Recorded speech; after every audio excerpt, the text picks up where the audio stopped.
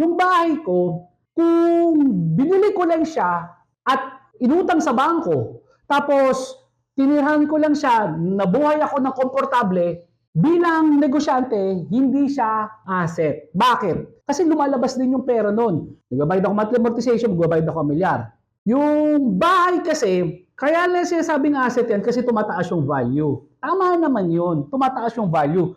Pero sa point of view ng negosyante, ang tawag dyan is paper gain. Okay, nabili ko ng 1,000,000 tong property na to. Tapos ngayon, after 5 years, 2,000,000 na.